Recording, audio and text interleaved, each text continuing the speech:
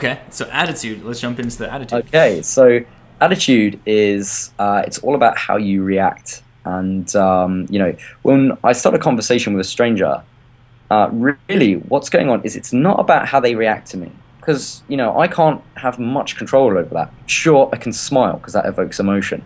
And sure, I can make good eye contact.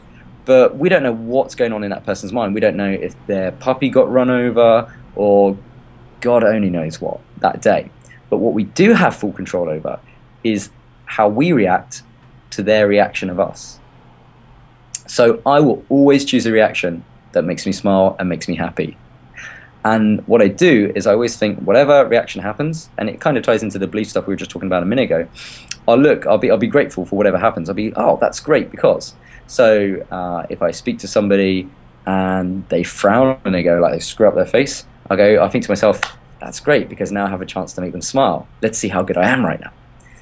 And I think that's really hugely important on how we react to people. Another part of our attitude, and there's so much to cover, so I'm just one really important factor I'm going to focus on now, is our ability to persist in conversations. Most people will start a conversation up, say there's a cute girl by the bar, or they spark a conversation up with somebody on the train opposite them, on the subway, which is like the hardest place ever, I think. And they might say, oh, you have nice shoes on, for example. And they're waiting for the other person to react positively. And of course, that might happen. They might be very glad of the compliment, but the other person might not hear them, or they might have heard that comment or that compliment so many times that day, they're a little bit fed up. So our persistence is taking a response and thinking, right, let's just push forward again. Now, some of the best salespeople in the world won't go for no once. They get no 5 times from a prospect. So if you've ever walked into a store and somebody's come up to you and said, can I help you? Our cliche response is, I'm all right, thanks, I'm just looking. But if they ask again, say, are you sure? Because you have that kind of look on your face where you're thinking, I'm going to get me a bargain today.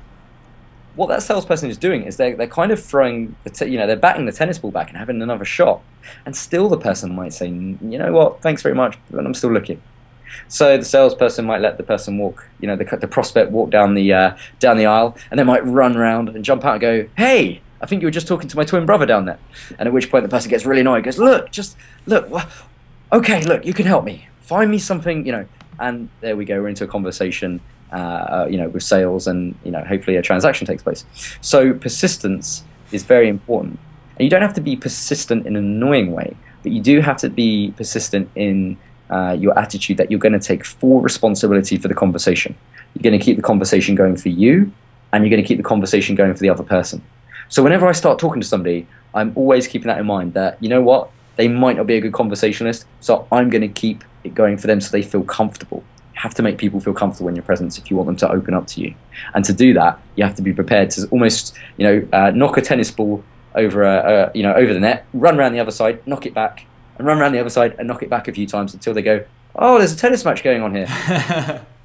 Maybe I could do it as well. And then you sort of say, here's a bat, have a go. And they're like, oh, I missed. You go, don't worry, I'll run around and I'll get it. So what that comes down to is, for example, somebody's on a bus and you say, wow, you have a lot of focus on your face. Are you going for a job interview? And they just look at you and go, oh, no. Now, normally we think, oh, no, I've got nothing to talk about now.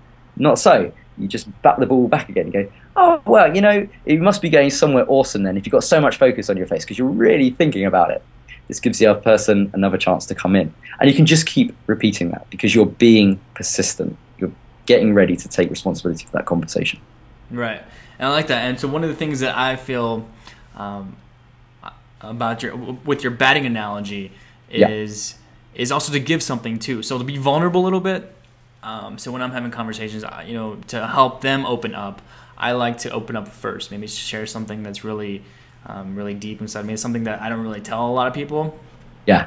Something very personal, so that so I'm being vulnerable, and then they will be like, okay, well, this guy's, he's being open. He must be a nice guy, and so they feel like they should reciprocate with that openness as well, and they do. That's so charming. Yeah, that's, that's a huge cornerstone as well. Charm, one of the next keys.